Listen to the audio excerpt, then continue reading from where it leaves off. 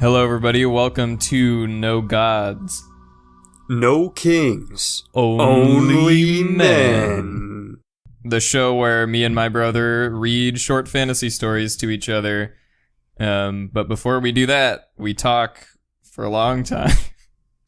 For a long time about this being the big, what is this, episode 5? This is 6. Yeah. 6? Yeah. Oh, Let's go. lucky 6. Okay. We just need 3 more of these. The next 3 episodes are 6.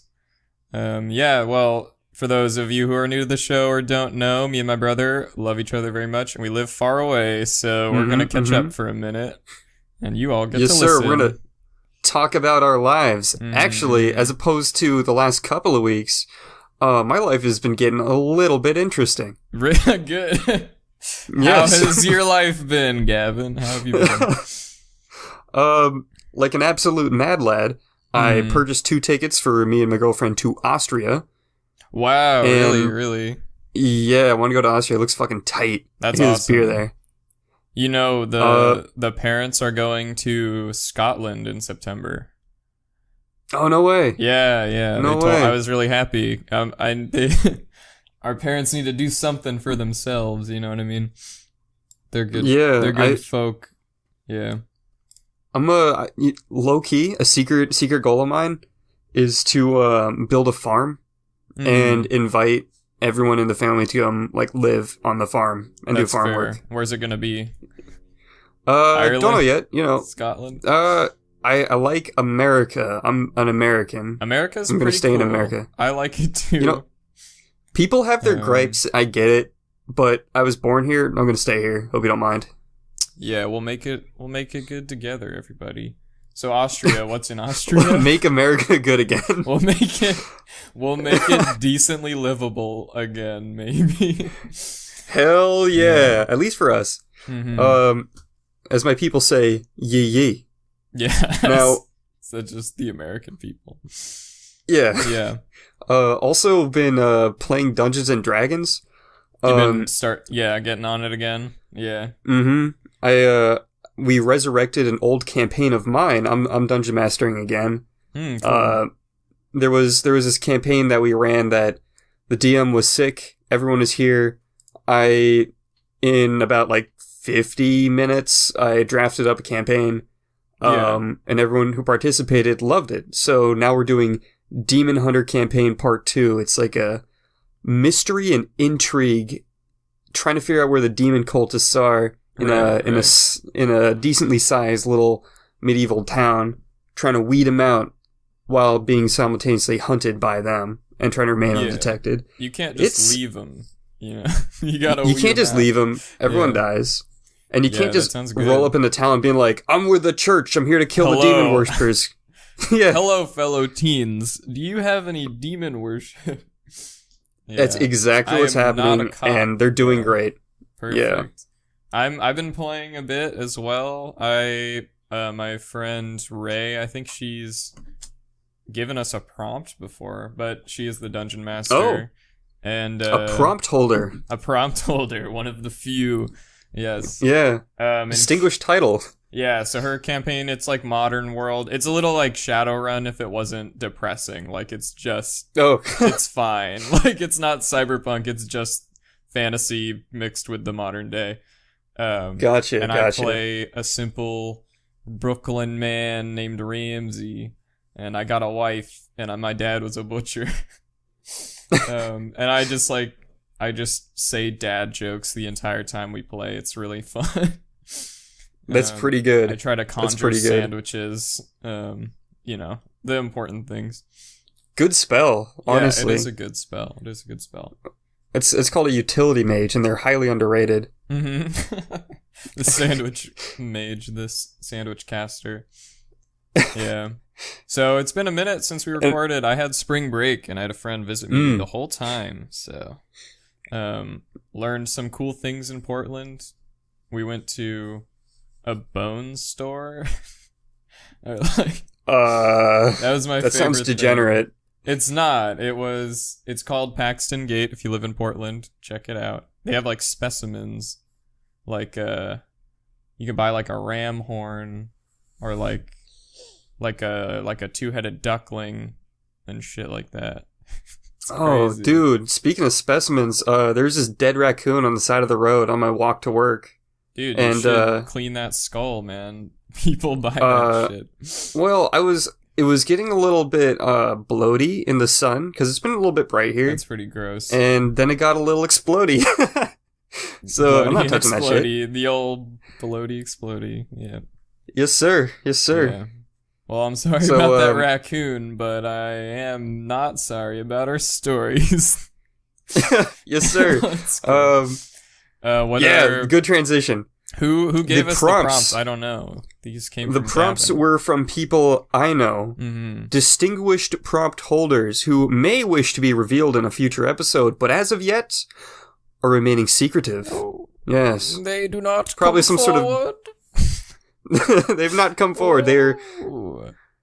That's fine. Whatever. They'll come to the light eventually. In the meantime, let them enjoy their privacy in the secret dark council of secret prompt holders. I know personally all this fame is really getting to me.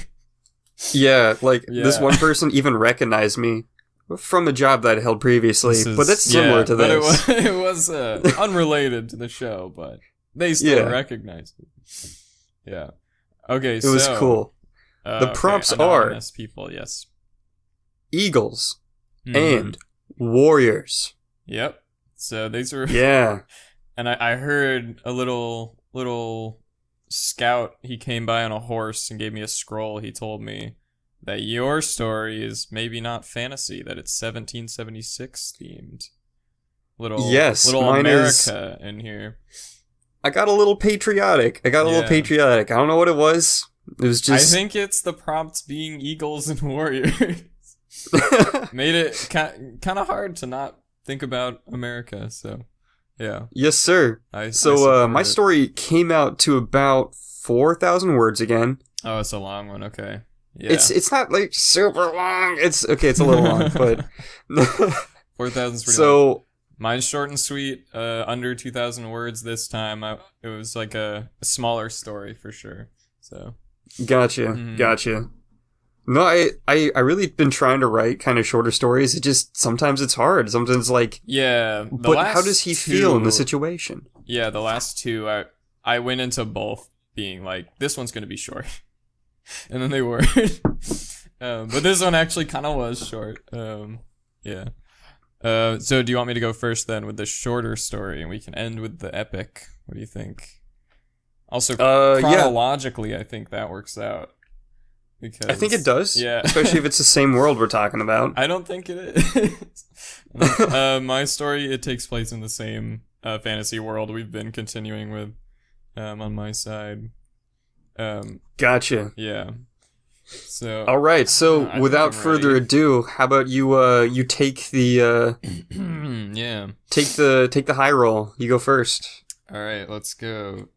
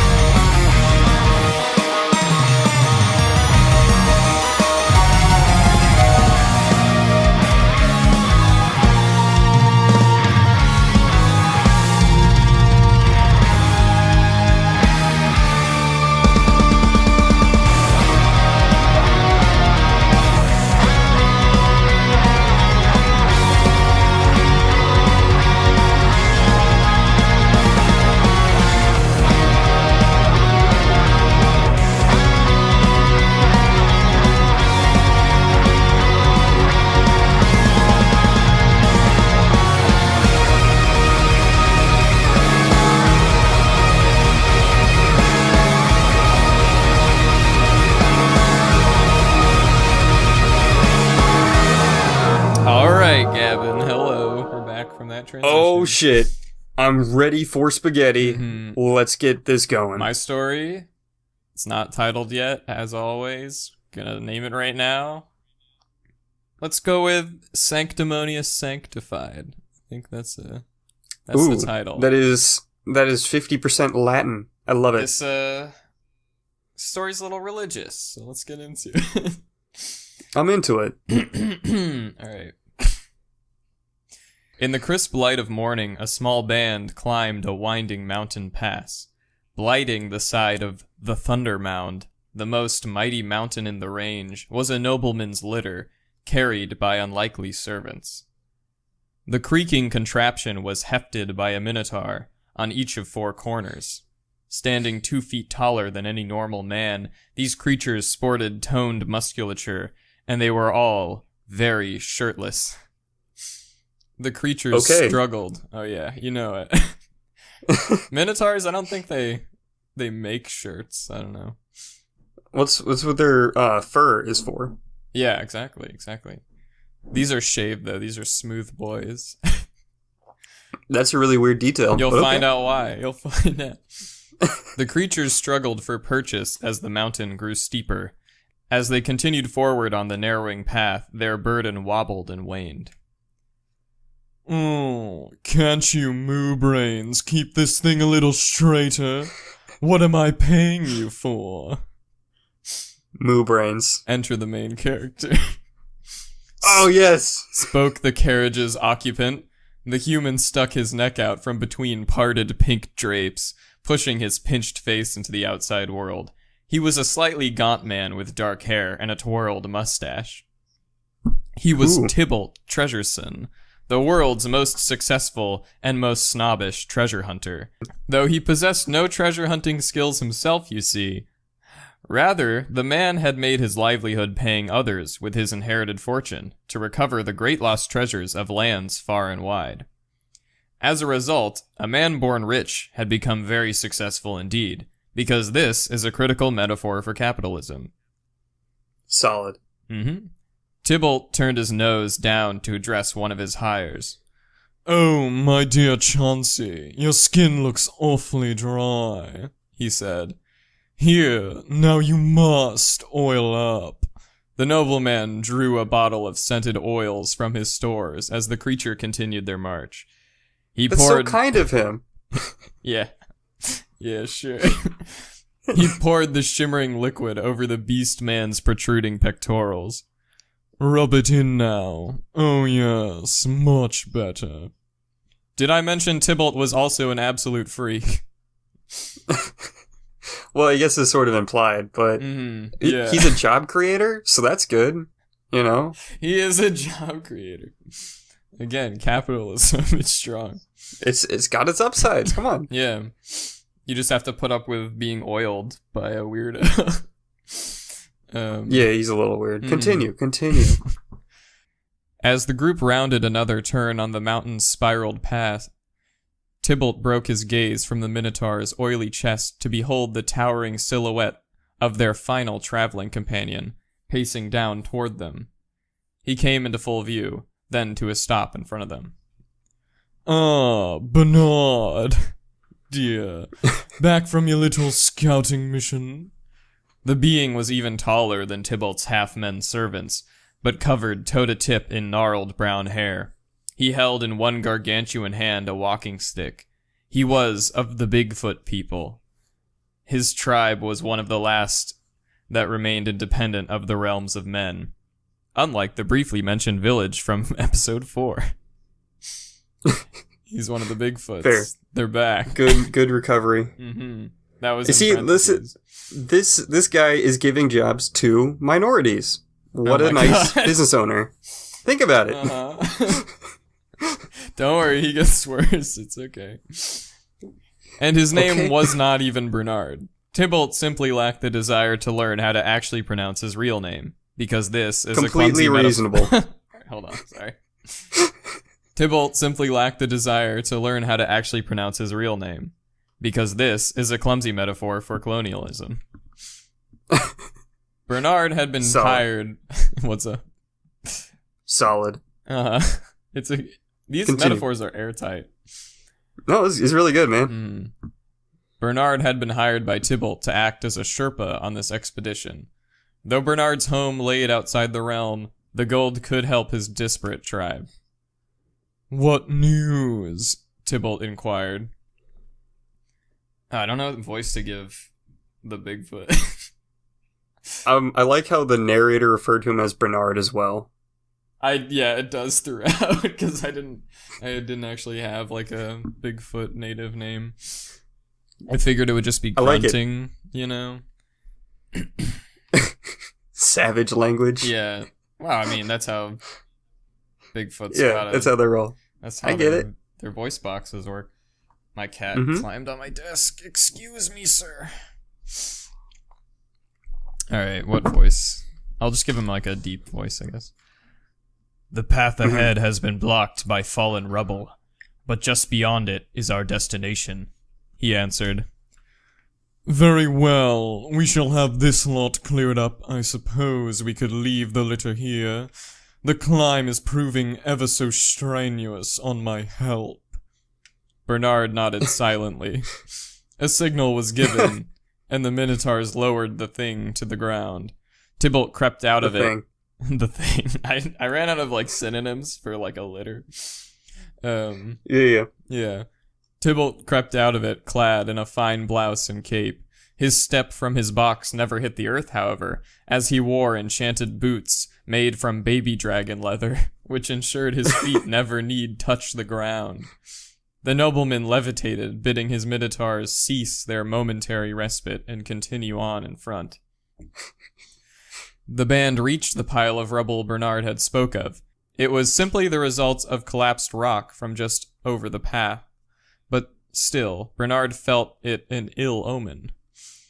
Tybalt clapped his hands and ordered, "Clear all this." The 4 beastmen shuffled to their task. Bernard began to move forward to help as well. Tybalt stopped him. Now, Bernard, leave the help to their task. You must learn to let people work their stations in life. After all, I'm about to make you a very rich man." Hey, you can't do everything, man. You gotta delegate. It's an important task. Yeah. Even on a fucking mountain. I don't know why I'm defending this guy. I'm doing that. Because America, dude. I guess, yeah. Yeah. Well, I think the fact that he has floating boots means he could easily just go over the rocks. But, he's waiting for his buddies to do it. He's like, hey guys, I'll wait for you. Too lordly. The Bigfoot did not acknowledge this comment. "Could we simply not climb over these stones?" "Nonsense," Tybalt chuckled. "And risk dirtying my fine silks? I think not. Bernard, dear, tell me again what we will find up ahead. Entertain me with the details, will you?" "Ahead lies a most sacred place to my people. The shrine holds within it the gilded thunderbird, an idol of worship to our goddess of war." "Oh yes, the golden eagle, such a quaint religion." "A thunderbird," Bernard stated to the willfully ignorant lord. "Every member of my tribe must make a lone pilgrimage to the spot when they are of age, for it is said that one day a great warrior will be chosen by the goddess from among our people. The idol can never be taken from its resting place." "Take the idol? Bernard, I assure you I have no intention of the sort. I simply wish to pay my respects the same as your, charming kin." Did I mention Tybalt was also a dirty liar? I think that was kind of implied. Thank you, narrator. As the two concluded their conversation, the Minotaurs finished their own labor. "See, Bernard, done in a snap. That wasn't so hard, was it?" "We shall proceed, but only you may enter the shrine." Yes, of course. Lead on. Tybalt floated idly after Bernard with a smug half-grin on his lips. Soon enough, they reached an end to the jagged trail. In front of them, the sheer face of the Thunder Mound shone strange runes circled around a large hand-shaped divot in the rock. Only one of my kind may open the shrine. Bernard stopped, turning to Tybalt. He eyed the nobleman's belt. A sword with a gilded handle hung from it. I cannot allow you... I bet he's never drawn it from his scabbard. Maybe not. I had to, burp a little bit there. We're good now, though. Beautiful. It's one for you, buddy. I cannot allow you to bring a weapon into this place. But of course, Tybalt spoke slyly. Now, wait a second. Not allowed to bring a weapon into the presence of the god of war? I did think Come about on, buddy. that. I did think about All that. right. I would say I think big feet people are allowed weapons in the place, but not a human. Little racist, but okay. All right. You know what? Maybe. Yeah, it is. Anyways, okay. Continue. It's okay. This is the year 1000. I don't know what year it is. He drew the sword 69? from its sheath. The dazzling blade was engraved with words of an ancient house not of Tybalt's own. He stuck the sword into the ground next to him. The Bigfoot guide nodded and placed his hairy hand in the hairy hand hole. You know, like on a temple when they have the hand. You put your hand in it. Yeah. Yeah, I know what you're talking about. The old hairy hand hole. He bowed his head. Is it 4 hairy hands or is the whole hairy? Never mind. Don't want to know. The hole is Continue. not hairy. It is 4 hairy hands. Doesn't matter. Okay. He bowed his head and closed his eyes. Then dust puffed from the stone as the slate shook slightly. Rock scraped on rock as the runic face slipped backward into a cavern and shuffled to one side. Tybalt gestured Bernard inside the cave. I dare not enter before you, my good man. Bernard ducked his head inside as Tybalt followed. The cavern was small, its walls rounded in a crooked dome overhead. Behind them, the cave's entrance rumbled closed, leaving them in darkness. Before Tybalt could complain, however, wisping white orbs of light began circling over their heads, illuminating the idol opposite the pair. The object sat off the ground, almost part of the wall. It was a finely detailed statue in the shape of an eagle, wings fully spread. Each feather was carefully etched, and many ended in sharp tips. The bird's head held eyes made of rubies. As Bernard craned his neck up to admire the dancing wisps, Tybalt slipped a hand behind his cape. Near the small of his back, he gripped a 10-inch long dirk and unsheathed the blade slowly. He floated to the Yeti-kin's backside in complete silence. Just thinking of more ways to say Bigfoot. Bernard's awe-struck wonder at the wisps grew to concerned confusion as their light turned from a celestial glow to a blood-red wash. Before he could turn around, Tybalt sunk his dagger deep into the side of Bernard's neck. Bernard reflexively placed a hand on the dagger and threw Tybalt aside. Though the dagger stayed in him, blood spilled rapidly from the Bigfoot, and he fell to the floor, half alive.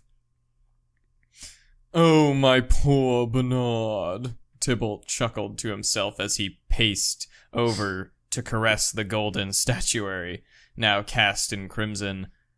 I'm afraid I have every intention of taking this delightful piece. A 7.9-foot wingspan of solid gold, the average wingspan of a bald eagle, and mysteriously magical to boot. Oh, how could I resist? Gotta get those animal facts going. Yeah, I appreciate the animal facts coming back in. What show do you think this is? Welcome back. Bernard coughed a response. You'll never leave this chamber. Oh, I think I might, replied Tybalt, as he brandished one ring of many on his hand. Brandishing one ring as opposed to all of them simultaneously? Listen. This ring does stuff. An odd glow all right. resonated from the ring, which grew to encapsulate the eagle. It levitated away from its embedded pedestal, coming to a stop above the Bigfoot's crumpled body. Tybalt willed the object... I was wondering how he was going to get it out. Yeah, well, he did have 4 hunky minotaurs, so... But the door's closed, so... But he oiled up the minotaurs, so they probably couldn't carry much. Yeah, it'd be a little slippery. Anyways. They don't have a good grip. Tybalt willed the object rotate so that one wing faced the ground. Then he dropped it. The sharpened tips of the idol's feathers stuck pointedly into the ground, but not before they had passed through Bernard's wrist, severing his hand completely. Oh, you need the hand. Fucking dropped the big ol' eagle on his hand. Dude. So nice of you to leave me a key, Tybalt chided as he picked up the hand and passed over Bernard to the cavern's other side. He scraped the bloody part against the wall, and it rumbled open to him. Time to load the cargo, boys, he called out to the entrance. He called out the entrance to his hired cronies. In Bernard's eyes, time seemed to exist in slow motion. He felt so weak. How could he let this sacred place be so tainted? He so badly did not want to die here. To die here would be to leave the idol in the hands of depraved humanity. Plus, if he died in this cave, there would be absolutely no verifiable fossil records of his remains. That's a shout out to those Bigfoot skeptics. But okay. All right. I see where you lie on the conspiracy theory spectrum. Yeah. It's okay. You know I love you, Gavin. Bernard's vision was coated red. Tybalt's back was turned from him in this moment. Smoothly as tearing silk, Bernard stood. Before Tybalt knew what was happening, a handless arm was hugging Tybalt into Bernard's waist, and a massive hand gripped the top of his cranium. The Minotaurs could only watch as the nobleman's head was ripped from its body. Bernard kicked the body off the mountainside and held the head aloft. With all his strength spent, he fell to one knee. The Minotaurs had no love for the, let's call him, eccentric man, but they had been promised gold. They lumbered up to the Bigfoot, 2 abreast, their horns were lowered, ready to gore the fallen foe that was between them and the gilded Thunderbird. Just before they could tear into Bernard, however, a brilliant surge of light poured out of the cave.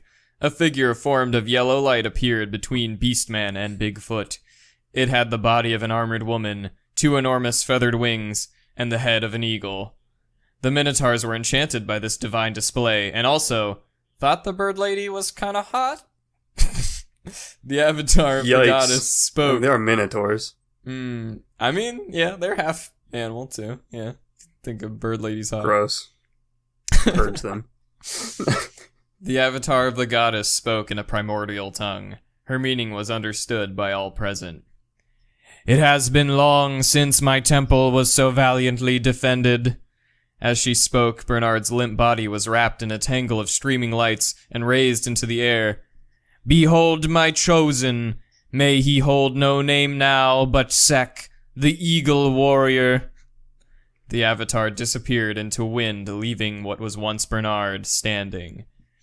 On his head was a helm in the shape of an eagle, its mouth open. Where his severed hand had been was now a talon made of metal, and affixed to both his forearms were blades in the shape of wings. Sick. Yeah. Awestruck, one by one, the Minotaurs kneeled to Sek, the eagle warrior. They chanted in guttural grunts, "Beef boy, beef boy, beef boy," which in their tongue meant leader of clans. Together, it's true. Together, I feel it. They lifted the gilded Thunderbird back into its resting place. As they departed from that cave, one of the Minotaurs picked up that cool sword Tybalt left by the entrance. They had work to do. Back in the cave, we linger on the golden idol. For a second, it turns to really dated, kinda gummy-looking CGI and winks at the camera. Finn.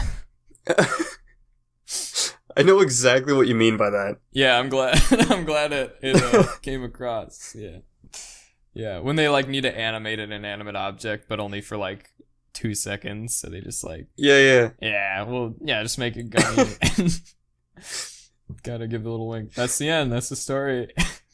Good story. Mm-hmm. Interesting characters. I'm not gonna lie. Yeah, I liked. I was trying to find like something that I liked about this one, or like something that was funny to me. So I just made like a rich weirdo be in the story.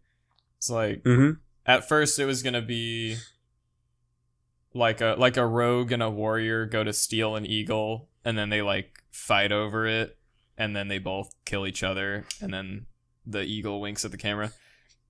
But like I don't think I'm good enough at like dialogue to like have like a full story of just two people in a room, you know? Yeah. So, and like they weren't that like funny of characters, so I liked it better when one was like a rich fucking weirdo instead. I feel it. So, well, both those stories, I say, very nice, and I could see them playing out in my head. Yeah. And I didn't. At first, I thought it like, should I have like a giant eagle or something? But I was like, I kind of like it being like an inanimate treasure, you know, instead. But yeah, you know. So yeah, big feet. They're big people. feet. They're like the orc of my world. I'm sure I'll have orcs too later, but yeah. I dig it, man. No, it's good. It's good. Thank you. Yeah, anything you like particularly? Any notes? Well, for some reason, I defended the bourgeoisie as you did like individual. Tybalt Treasurson, yeah. He was an interesting character. Not a good guy, but he does have a lot to him. Yeah. He is just kind of really weird and rich. I use that sort of like eccentric, like rich dude voice when I was playing my necromancer in a different D&D game. Really? Yeah, I love that voice. Yeah. it was great. It's sort of built in that he's a connoisseur of something or another. Like, food or art or whatever. That voice, my good friend Eric and I use it for this character we like to do, which is like, it's just this guy. He doesn't even have a name, but his butler's name is Roberto, and he just makes really bizarre requests of him. Like, he's like, "Now, Roberto, I told you I wanted warm cat's milk, and this is cold," and like just like weird shit like only an insanely rich person could possibly complain about, you know? Yeah, no, I feel it. Anyway, that was my story. The Bigfoots got justice in the end, and maybe we'll see their little band later. I don't know. The impromptu tribe of mercenaries. So it seems the Eagle Warrior plus 4 Minotaurs is pretty fucking scary. I mean, Sek, in my mind, he still got a lot of repenting to do. He led some people to his tribe's sacred place and nearly sold them out. You know, he knew he's doing it for gold. He knew he's got some stuff to atone for, I feel. To the village, but I mean, well, sure, but and the second he turned to a tourist attraction, I guess that's all the atoning one needs, really. He got a cooler hand though. Like 5 seconds later. You got to pay it forward, man. You got to carry forth that. He needs to go, free some peoples, I think, with his Minotaur brothers. But beef boy. I am ready for your story, I think. All right, I'm going to go ahead and play the music.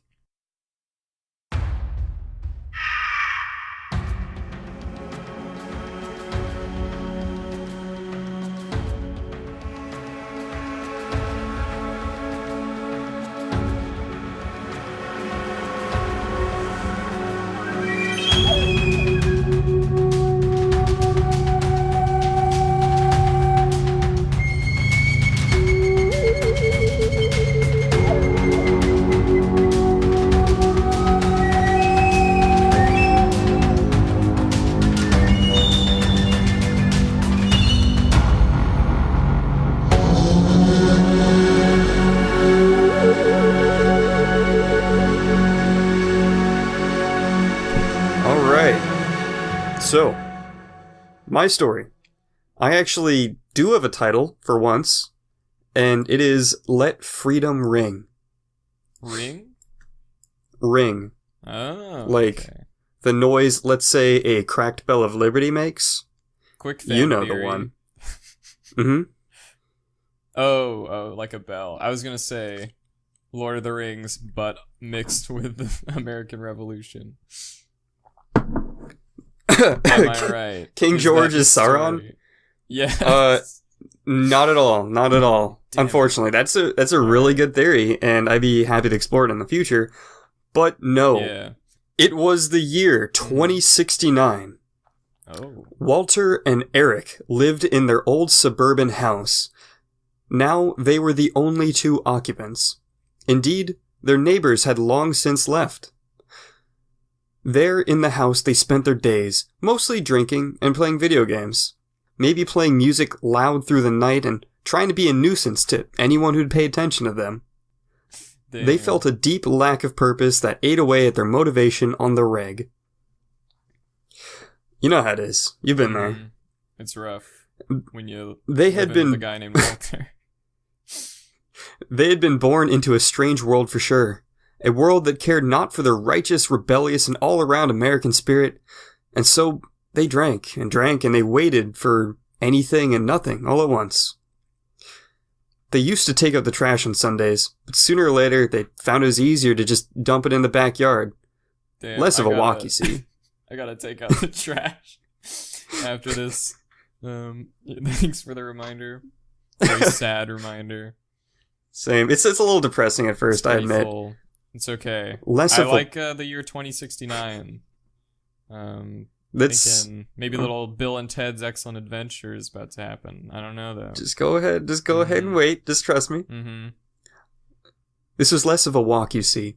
Plus, the landlord hadn't been around since 2066. Well, at least that's true for the cans.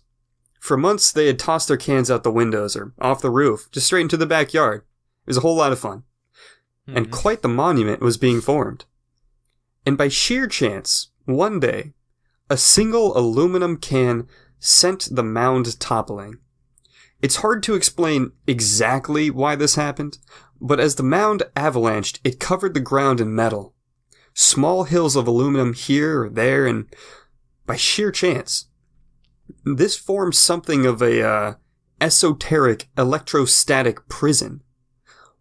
And one of the many time portals that floats freely through our world and in the fourth dimension, one of those shifty little phase gates tried to zip through and it ended up getting trapped there. I thought you were about to say one of those shifty little fucks. You know those those crafty boys always getting in our trash cans. You know, like you ever lose socks? You ever lose dude, things around the house? Those shifty and little then they'll time portals, dude. They're shifty little. They'll pass through your house. They won't be there for 2 days in a row, but they'll deposit your sock in the same spot where you checked. You were there. They pass through our dimension in what seems like a millisecond, but it's just them crossing the fucking street, dude. Yeah, they're doing their thing, and they kind of look. So, anyways, one of those little phase gates got trapped here. Those whose eyes were only adjusted to see in as few as 3 dimensions could see nothing, save for the parting of cans in a vaguely circular formation around the middle of the pile. And the boys were no exception. They did not understand at first. And continued to throw cans. For months, they kept it up, yet the pile did not grow. Until one day, Walter was downstairs playing Y-Box, and a crushed can smacked him in the back of the head. He cried out. Xbox's competitor. Look, I changed the names. Why? That is a good question. Depressing future. I'm gonna go ahead and say both. The latter, because I don't brands. I really try to avoid them unless they're paying me. Yeah, Xbox is not real in this world. Yeah, never happened. Why? Mm-hmm. Box. and a crushed can smacked him in the back of the head. He cried out, "What the hell, bro?" And Eric, who was on top of the roof at the time, responded with a, "What?" I turned away from the microphone to yell "what" at the door. To give it that little... It was louder on Discord. Excellent. Excellent. Yeah. I like the distant... What? So it wasn't him. Walter stormed into the backyard and yelled up to Eric, "You threw a can at me, bro." "Nuh-uh, man, I threw it at the pile." "Bro, you hit my dome. How'd you even miss that bad?" "I didn't even miss, man." "Well, someone beat me with a can, and I don't see anyone else here, bro." So Eric threw another can, but it missed Walter, and disappeared into the portal. Nice. "See, man, I don't even miss." "Just own it, bro, or we're gonna kick your ass." Did Walter you wanna go, see? man? You not see that? No, they're focused right now. Oh my, yeah. Yeah, and before it escalated, Eric was struck with a can from behind. Eric, who was on the roof. It took another week, and a thorough search of the neighborhood to figure out that there was an invisible force there. Yeah. They experimented by writing words like boner and fart onto the cans, and eventually dates and times. With time, they learned more or less what they were dealing with. "Bro, you know what this means?" "Yeah, man, we'll never have to take the trash out again." "Yeah. Yeah, but what if we use it for good, bro?" Bro. The two pondered for a moment, and in unison spoke. "Dude, we gotta go back in time to stop 9/11!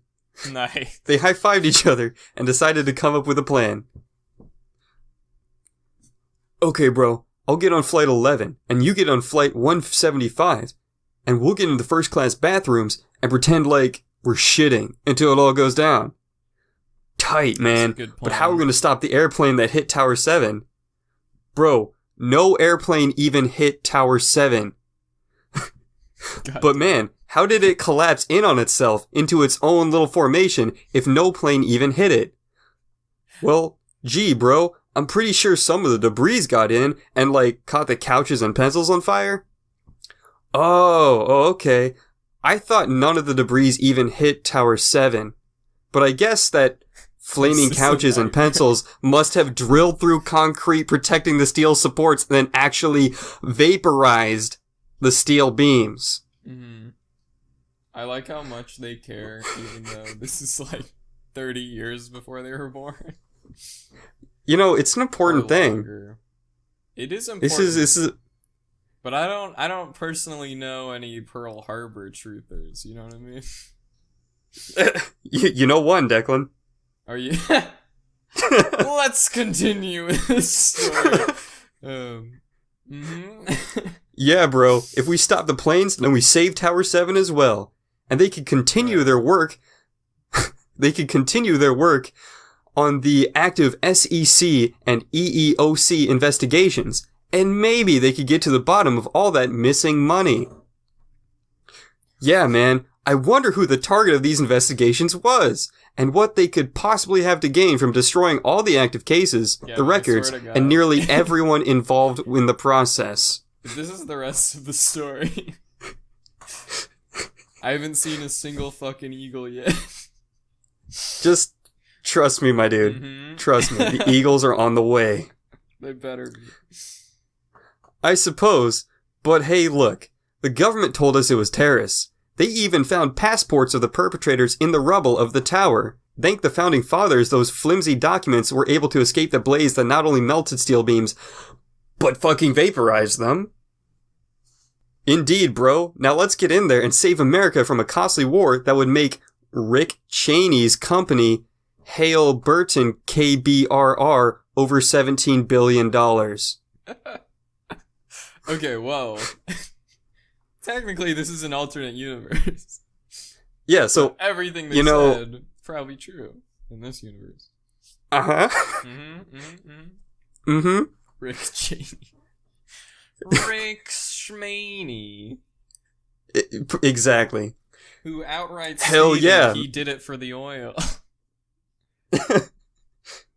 It wasn't just the oil. It was also the development contracting, because they had to carpet bomb entire cities and pay someone to rebuild them. So who do you think got paid for that? It's interesting. Who do you think sold the bombs that destroyed the cities in the first place? Anyways, the two simultaneously said, "Hell yeah, man / bro." Jumping out of my skin. This story makes me feel things, so I'm there. Yeah. Invested. Look, we're getting a little past the crazy part. It's gonna be more normal from down here. It's pretty gripping, I must say. Thank you. Mm-hmm. The boys geared up and hopped into the portal. The journey went well at first. They each popped into their respective bathrooms and proceeded to groan and make farting noises with their mouths for a while, until a flight attendant on each flight asked them to leave, to which they did not comply, until an air marshal from each flight was summoned to handle the pretend poopers. The boys dared not strike out against the air marshals, for that would be hella illegal. So wait. They just jumped in and they went to 9/11? They were on flight 11 and 175. Right. First class bathrooms. They're just sitting there pretending to poop. They didn't have to like punch a date in. Like, how'd the portal know? They knew in their hearts, and they knew where they wanted to be and where they wanted to go. I would have taken any answer. I just wanted to know that there was one. The founding fathers perhaps guided their very actions. Could be, yes. So anyways, they did not... Oh, we'll see. We'll see a little bit more of old Ben Frankie. Old Thomas, yeah. Look. Tem Jefferjeff, just, you know. Trust me. It gets good. I think it's already good. But yeah. The boys dare not speak about the hijacking, because they saw a movie about that. Apparently it doesn't end well. Something about time ruptures and disappearing the entire world. They weren't fucking around with that part. They tried to wiggle free from their zip ties, though, and the air marshals, who were distracted with the boys, were powerless to stop the actual hijacking. And so their foray into time travel ended with a fiery explosion, followed by a sequence of carefully timed fiery explosions. Mm-hmm. You know. This is a causality loop where they caused 9/11. Because otherwise they would never have gone back in time to fix 9/11. We'll see. We'll see. Time travel makes you think, and it's a time travel. It's time. It's a little bit of a problem. Anyways, I'll try to leave most of my discussion for the end. I'm sorry. It's all good. It's all good. They fell into a dark void. No, don't worry. You're close to the truth, and that's good. I'm too close to this. They fell into a dark void and opened their eyes. They were back home, watching their past or perhaps future selves high five and yell, "Hell yeah, man, bro!" and step into the time portal. Oh God. Whoa, bro. Hey, man, did you get him? Nah, bro, I got ganked by an air marshal. Same. And they got really bummed out for a day.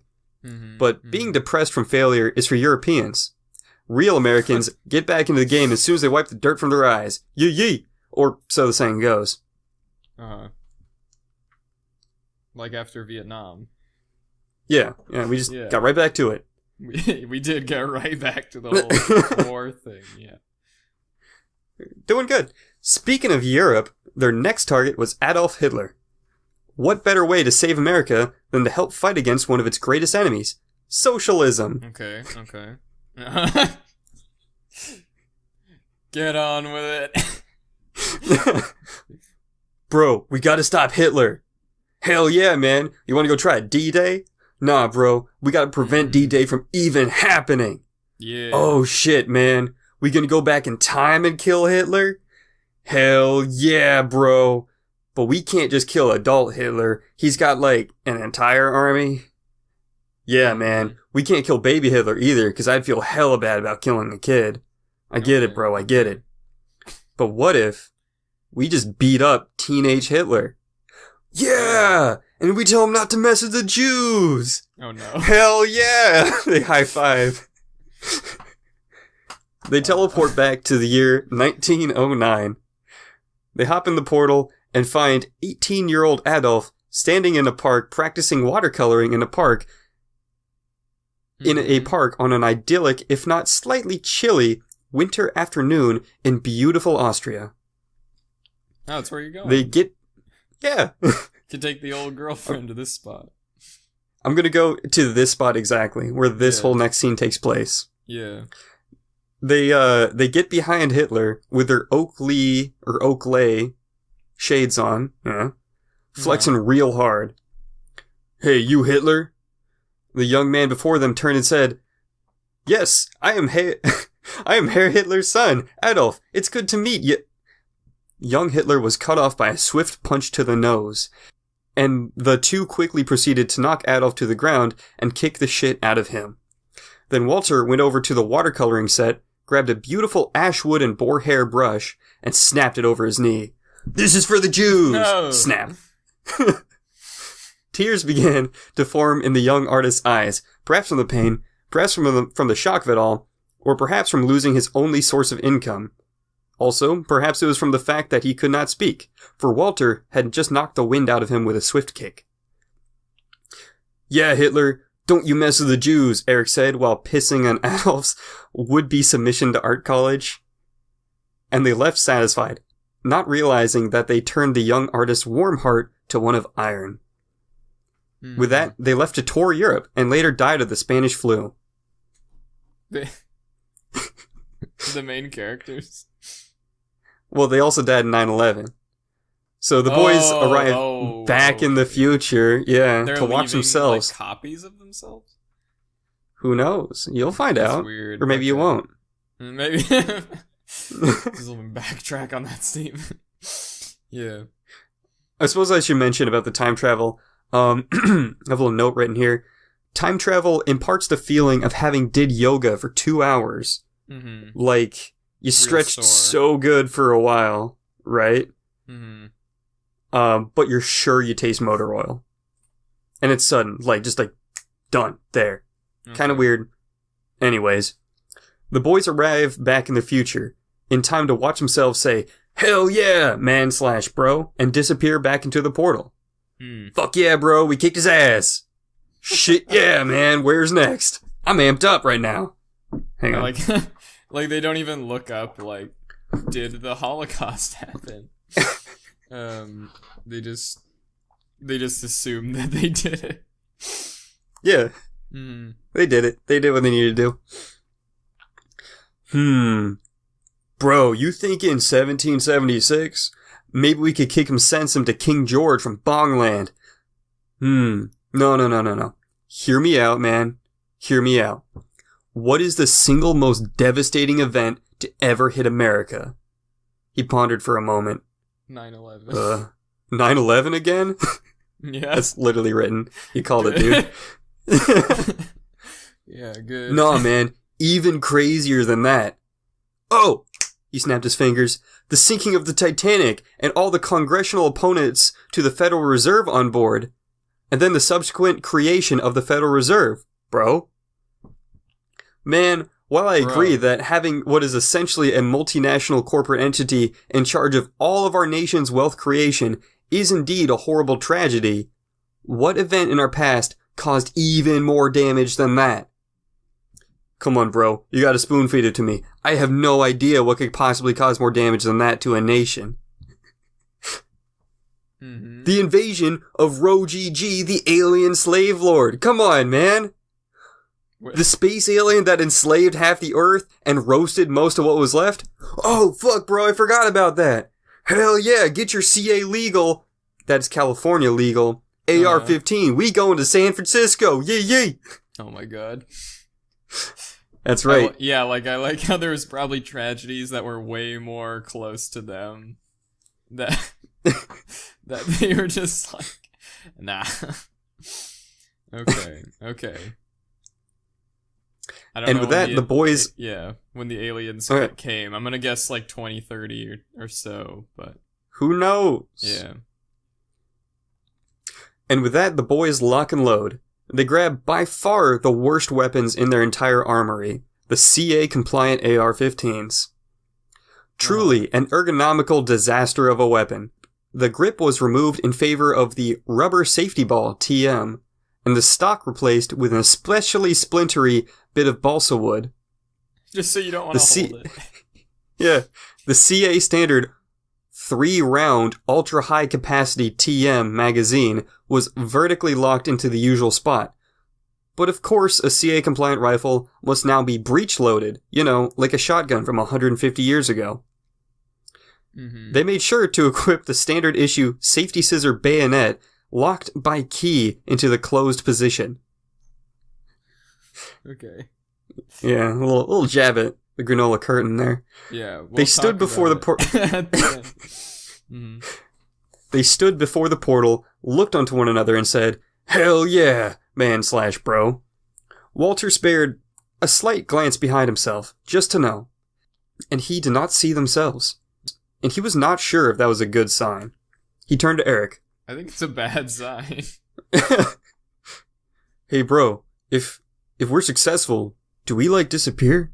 Like in the movies? Bro. I don't know, man. Maybe. Probably. What does it matter? We have to try. For America. Hell yeah, bro. And they steeled their emotions and stepped through the portal, perhaps for a final time. They entered through the portal, and soon as they cleared the threshold, there they were. The year 2060. On Haight and Ashbury Street in San Francisco. It's a little bit in the future. It's coming up, though. We only got 40 years left. Yeah. Only 9 years ago for them, and they thought of 9/11 before the aliens that wiped out half the Earth. Enslaved half of it and scorched most of the other half. I see. Yeah, it's a little different. Pretty bad. Look, American education system, man. It'll get you. Under the aliens, yeah.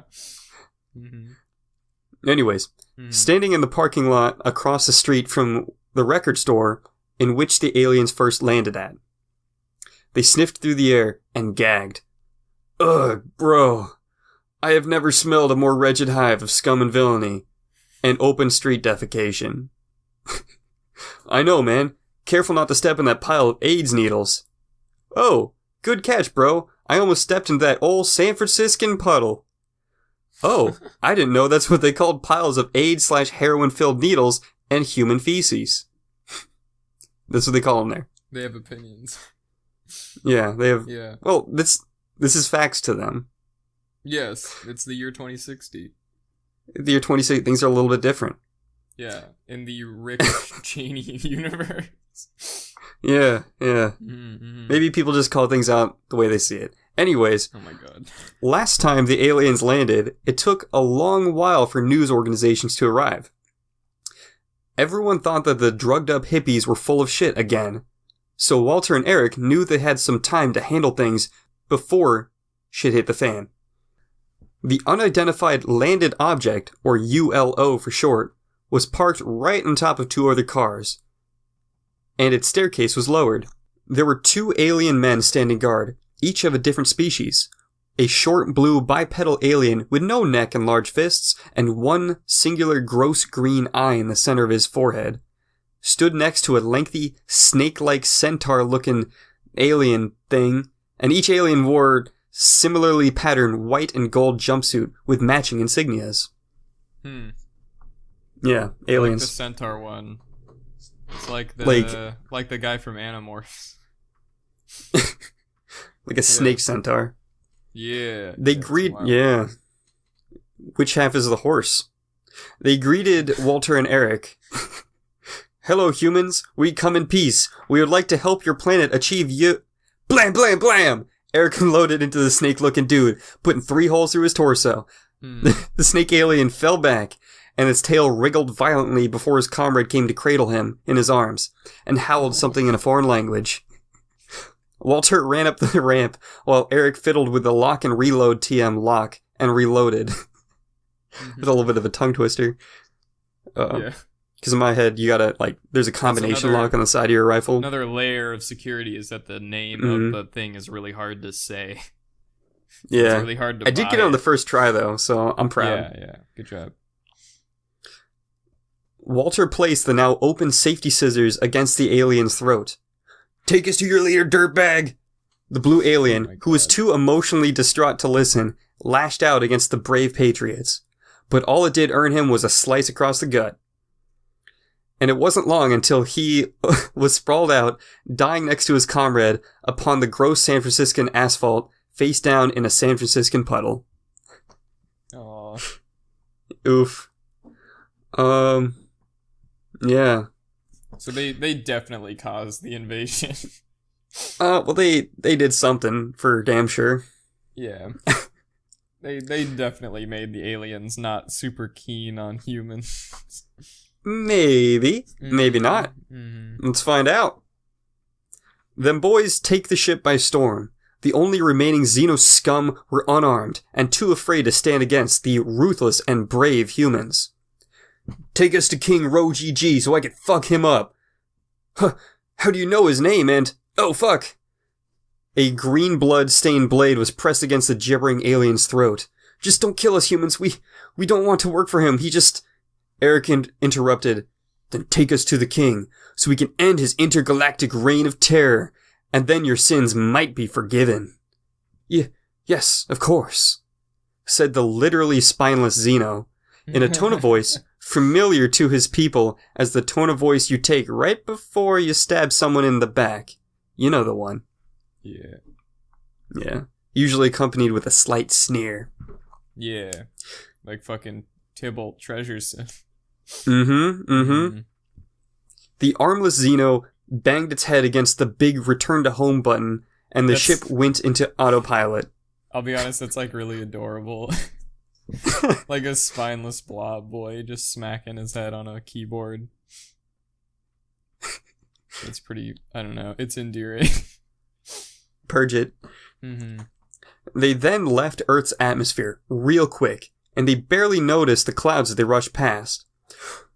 And then they smashed through the ring of space trash that circles around the Earth. Yeah. The boys were amazed to discover that the Earth was in fact a dome. I forgot I wrote that. Oh my god. Yeah, it's some real shit right there. Oh my god. But they had little time to contemplate the implications of this knowledge, for they were headed straight for the dark side of the moon. You know, the side that never rotates to face the rest of the world. Yep. Yeah. Where there seemed to be an entire galaxy of small lights. This was the Xenos mothership, and her entourage of peace battleships. Damn.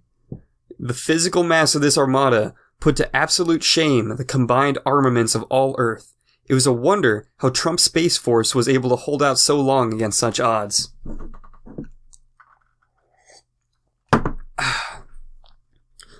Walter and Eric remembered what it was to be demoralized. To be forced into hiding in their own country. They were there, too young to participate at the time, but they saw their president fly into the heart of a battlecruiser along with a dozen pimped-out C-130s full of America's finest and bring it down from the inside, but they themselves did not escape. And soon after, 2 more battlecruisers appeared on the horizon. Those 2 cruisers, glassed deserts, vaporized lakes, cracked mountains, and broke cities. This was their future if they did not succeed. That could be the fate of the entire galaxy. And even worse, that could be the fate for all of America. So they stared down not 1, not 2, but easily 200 of these damn ships. They gritted their teeth, clutched their rifles, and offered a final prayer to the Founding Fathers.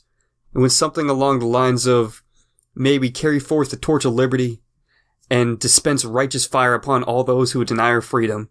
May we strike down our foe and save America. May my every prayer be a bullet, and every fallen enemy a sermon to those that refuse to see reason. Hail to thee, Founding Fathers, the Saints of Liberty, Ben Franklin, Sam Adams, Paul Revere, General Patton, Henry Ford, and of course, Colonel Sanders." They continued until they docked with the mothership, which, might I mention, was shaped like a giant gray metal fist, easily the size of Texas, and it was a clear metaphor for tyranny. It even had a little gold crown on top, adorning the thumb. Damn, you got obvious metaphors too. Let's go. Hell yeah. And as they opened the doors, they were greeted by a crowded hangar of similar ULOs all over the place. These gunships were clearly the bulk of the fleet, and the boys weren't having any of it. Eric loudly announced that freedom has arrived, and it's time to stop your evil ways, man. And a lot of Xenos were confused at this message. The boys shrugged. They got their guns out and started wasting Xenos left and right. It was like the airport scene from Call of Duty, but because they were just pilots and dock workers, you know, like not like soldiers or anything. Yeah. Got him. It was absolutely fucked. Yeah. Nice. I like it. It was absolutely fucked. But as the boys had to reload often, they realized that sooner or later, they're going to be overwhelmed. Especially when the Eviscerator battle walkers got into the hangar. So they decided to try and find the king. He would probably be located up at the top of the thumb, probably in that crown-shaped command center. Good thinking, boys. Yeah. So they ran into some smaller hallways, darting through room after room, annihilating any enemy unlucky enough to cross their path. Soon enough, there were Xenos death squads deployed to neutralize them boys. On Earth, they were a fearsome foe. They were quick and wielded a single molecule-edged sword and attacked in a drugged-up fervor. The boys remembered seeing what these awful creatures can do when a population had been entirely disarmed by the government. However, Eric and Walter just fucking blasted them. Fucking space crackheads, bro! Blam, blam, blam! That was the soundtrack there. I like it, yeah. The onomatopoeia. Mm-hmm. I also imagine Eric literally says this as he shoots his gun. Yeah. Like, oh yeah, for sure. Quotation marks. Yeah. Perfect. But there were too many enemies. For every rush would cost them boys more and more. Their ammunition supplies were alright, but the reloading process was too long to make them effective. They had to scavenge swords and replace their Fisher-Price bayonets. Eventually, they were able to wear down the patience of whatever malevolent Xenos commander that had it out for them. And the alien slave lords sent forth a psychic hunter squad. These aliens were slave soldiers with exceptional psychic power that they would use for all sorts of trickery, like looking like humans, or making guns shoot backwards, or making you see things, or just straight up ripping you in half with brain magic. Yeah. When the psychics entered the fray, their psi dampeners were lifted, and something amazing happened. They trained their minds on their foe, and loosed a psychic bolt to liquefy the boys' guts, but there was some unexpected interference. They did not realize that them boys had not been drinking the fluoride-dosed water like most other citizens, so their minds were unhindered, focused, and stronger than they had anticipated. Not only that, but there was another presence, a bell that tolled. It rang through the halls of the ship. It absolutely overwhelmed the psychics, and it took what they had planned to dish out to them boys and sent it back to them, 1,776-fold. The aliens feel the psychic sting of 1,000,000 lost souls lashing forth from beyond time, beyond the void, from beyond slavery, no matter where in the galaxy they be. As long as a single true American draws breath, freedom shall ring. And so, too, did the cracked bell of liberty ring the brains out of the alien skulls.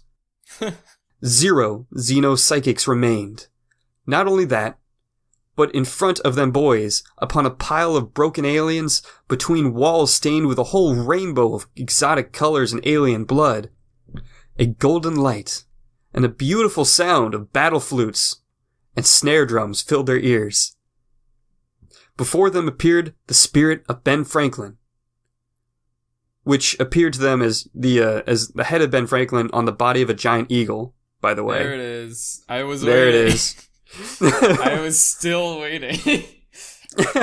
Alright. You knew it was going to happen. Abraham Eagles. This is Ben Franklin, by the way. Not Not okay. I Look, heard Abraham Abe Lincoln. I don't know why. I meant to say Ben Franklin. Anyways, Okay. says, "Good job preserving freedom, boys." "Wow, thanks, Franklin. Did you hear our prayers?" "Haha, yes, of course. I will always lend my ear to true patriots such as yourselves." "Oh, thanks, man." "Indeed, on behalf of all America, I am here to upgrade your weaponry. Men of your caliber should not bring such pathetic weapons onto the field of battle. The field of battle simply won't do it all." And nice in pun with caliber, by the way. Thank you. And in each of the boys' outstretched hands appeared a gold-plated Browning M2, and upon their backs they did have all the ammunition they would ever need. And the Browning M2 was, just so you know, it's a giant fucking machine gun that they would put in airplanes to destroy other airplanes. Oh, okay, that's pretty big. Yeah, it's a little big. Yeah, exit wounds the size of a basketball.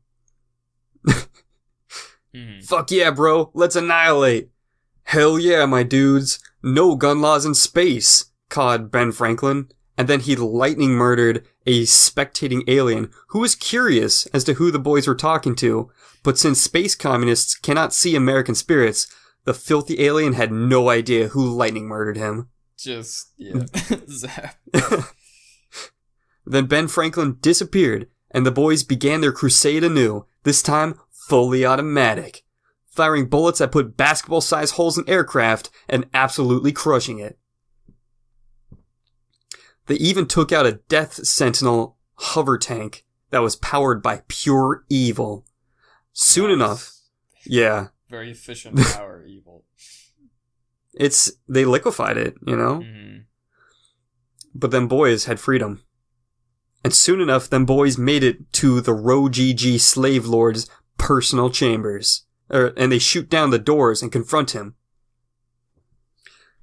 There they see a large, open metallic plated room, which a golden throne sat Ro-GG the slave lord, who was staring out his giant fucking window at Earth, plotting about how he's gonna, like, slave everyone or whatever. I didn't write anything here. This is off the top of the dome, bro. Okay. Ro-GG then goes, "Ah! Who in space hell are you? We're mad as fuck, and we're gonna kick your ass, man." "Fuck no, you ain't. I'm gonna kick your asses, and then fucking enslave your whole damn planet." "Oh, bring it on, bro. I dare you." No. Stop talking. Them boys drop their guns and ready themselves for a good old-fashioned brawl with this hulking, slimy alien. Ro-GG was easily the size of both them boys put together, and had 2 regular arms in which he wielded a pretty pimped-out slavery staff, and the other 4 arms were bladed praying mantis arm things. Fuck, I forgot the name for praying mantis arms. But you know how they are. Either. It's fucking like... They? Cut your head off appendages. Yeah. Sword arms. Sword arms. I love it. Yeah. Scyther arms. Yeah, you know. Scythes. Yeah. Yeah. Upon Ro-GG's head was a massive and ornate space crown. The boys rushed into slicing distance, Eric ducking low and allowing Walter to leap off his shoulders, and they launched a surprisingly effective 2-pronged attack. Walter pinning Ro-GG's big arms behind his back, while Eric hockey punched the Xenos King, earning him a couple glancing slashes, but the tactic did work for a while. Ro-GG broke free and spun around 180 degrees, grabbed Walter, and whipped him into Eric like a patriotic club. He knocked the boys to the ground and was getting ready to finish them off when Walter tried to get to his feet, but just couldn't.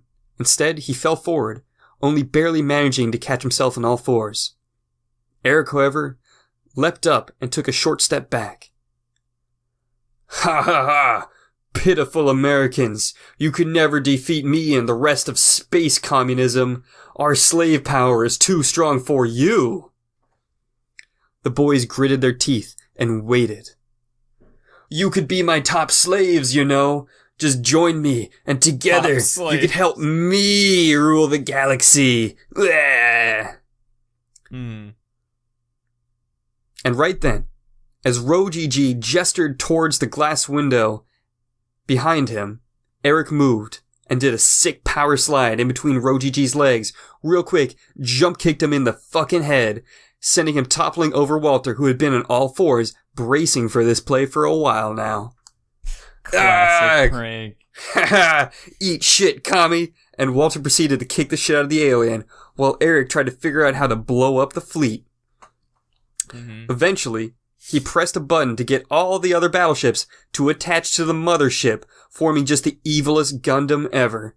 Then they pressed the self-destruct button, too. T-minus 69 seconds till we're all dead, boomed a loudspeaker slave. Oh. He's just resigned. Yeah. T-minus. We did it, bro. We're all dead. Thank you. Thank you for that. Yeah. We did it, bro. Hell yeah, man. We saved everyone. And they high-fived. But before they could celebrate with brewskis, Rojiji coughed out a you know, that kind of cough. Yeah. This isn't over. Oh, it's not even close. Oh, then he hit them boys with concealed taser arms. That's right, he had more arms. He has 6 of arms. So many arms. Fuck, bro. Yes, and now I will escape into my escape pod, and I will doom your pathetic planet. And then Walter's like, because he's getting tased. Yeah. Rojiji approaches his throne and presses a button that opens up a hole in the floor and he gets flung down to the bowels of the ship, where his escape pod lay dormant. The boys recovered, just in time to hear the countdown reach 10, 9, 8. Bro, we tried our damn best. Hell yeah, man. I wouldn't take back one damn second of it. 5, 4, 3. And before the explosion happened, before them appeared the spirits of George Washington and the OG crew, this time in the bodies of Super Eagles, carrying entire kegs of Sam Adams Utopia brew. They flew through the space window and snatched up them boys and flew out into the astral realm. Come on, boys. Space Jesus needs our help to spread liberation in the far corners of the galaxy. And the end. But there's a postscript, so I guess it's not really the end. Okay. After the scene. Yeah, that's it. Rojiji is vaulted into his escape pod, but it's absolutely full of decaying trash and cans. Unable to make it out, he dies covered in filth and cleansing fire. Side note, of course there's air in space. Okay. Alright. Okay. I have things to say. Alright. I liked... You have good use of summary in this story. Because, like, there's a lot of summary. A lot happens. But I wasn't really, like, lost. So I think you did that well. And I really like... I like that Eric and Walter are just, like, on the same wavelength. They're really fun to watch. But, okay, audience. Thank you. Gavin texted me, like, hey, this story, I don't know why, it was just really easy to write. You want to do, like, get a second prompt and just write 2 in a row, or how are you feeling? And now I know why it was easy to write, is because it's just all the conspiracy theories you know put into a story. No, it's not all the conspiracy theories I know. It's maybe like 10%. Look into Antarctica, by the way.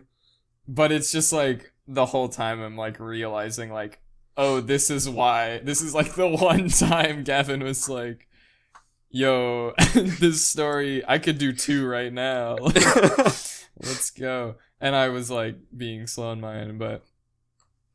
And you've also been like, sending me like yo, you should buy a gun. You might like this gun. Look at this gun. So, okay, now I know why it all comes together. My real life is crossing into the fantasy world. I wrote this first, and then I My kind of got on head's a few exploding. kicks. We're just like, oh, damn, that's fucking rad. How do I get a Browning M2? And turns out you can't. I like this story because if you read it not knowing Gavin, it's like a biting satire of like the conspiracy theory community, and I'm gonna choose to look at it that way. Because art is art. Art is art. I can interpret it how I want. Look, I think art can be objectively good or objectively bad. Right, but yeah, I'm just saying interpretation-wise, I'm gonna choose to think that was all ironic. Okay, alright. So, no, I like. which parts?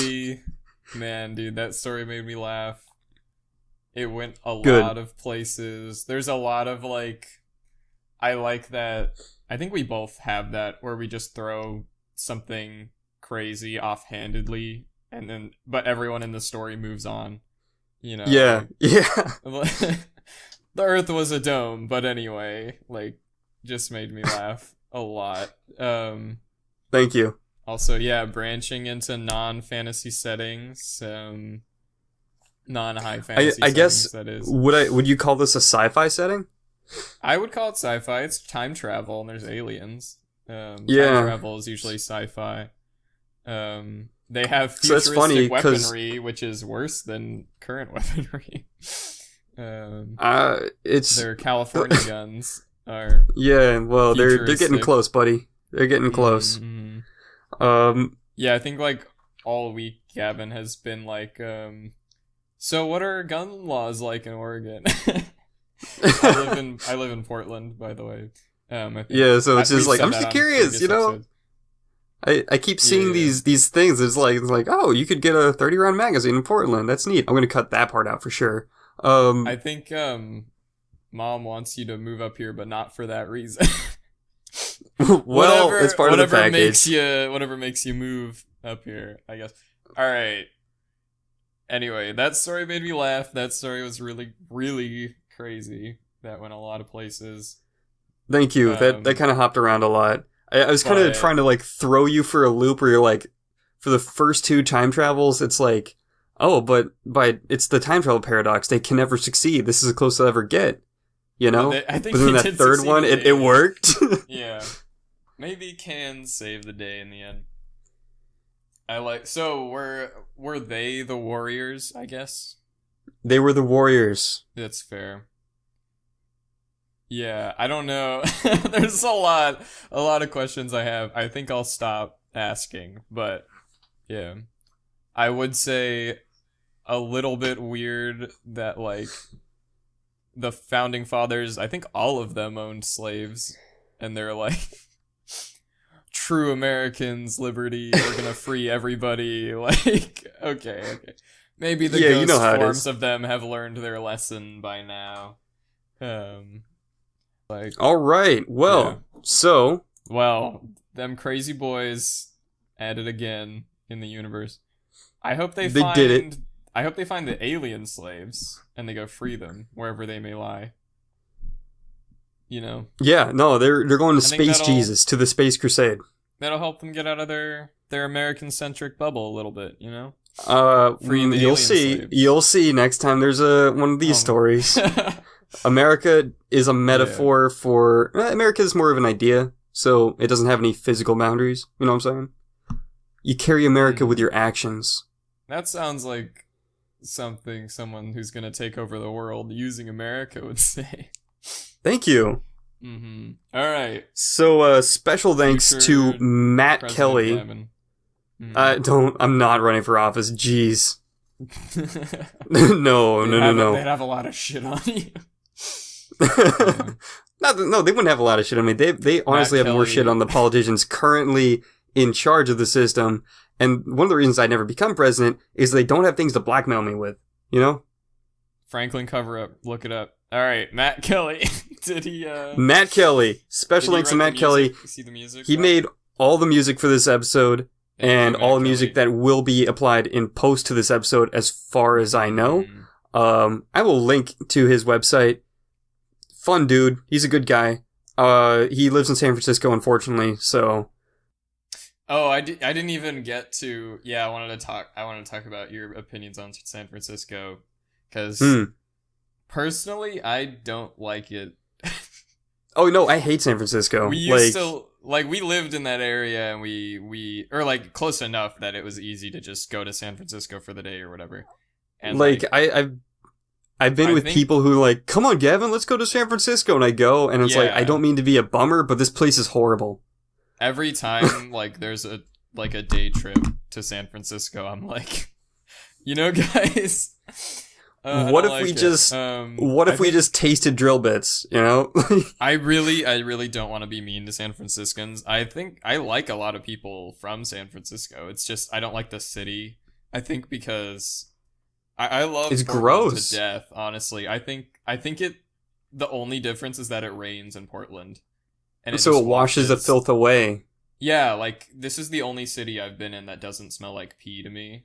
Like it smells. I don't know. I'm not super keen on Portland either. Like, well, I live here and I love it. So in San Francisco, they recently made it not a felony to intentionally give someone AIDS. Really? I thought that was. Yeah. I thought you could be tried for murder on that. Yeah, it used to be, but now it's like, shit happens. And it's like, what the fuck? No, get out of here. Well, intentionally is like. That's murder. That's legit murder. No, I mean, unless you're Magic Johnson, but that dude's literally name is Magic. Someone with a needle with their blood, like, I'm gonna get him back. Give me your money. They took from me. Yeah, give me your money. Oh, that'd be the worst mugging. I would give them all my money. All right. Please don't do that, but you wouldn't have to do it if you owned a gun, but they made guns illegal. But they made killing people with AIDS totally legal. Like, what is this? All right. I have no idea what we have to cut from this episode. I'm glad we got the 9/11 episode and the Hitler episode out at the same time. Check those off the list. We could just be chill with that. Episode 6. Yeah, we're gonna be chill dudes now. Alright, I am Declan Riser. And I'm still Gavin. How we close the show. We say our names. I don't remember. We read stories. We're done reading stories. Love all of you for watching. Thank you very much. Yeah, we appreciate you watching. And if you want to join the secret prompt holder club or the open prompt holder club, go ahead and submit a prompt. We'll put them in a hat. We'll literally put it in a hat. Yeah, I might. I got hats. So please. I have a beanie. We don't have a prompt yet for next week that we can tell you. Yeah. So we'll go get that, and then we'll come back with episode 7 sometime. Thank you guys very much for watching. Peace. Bye.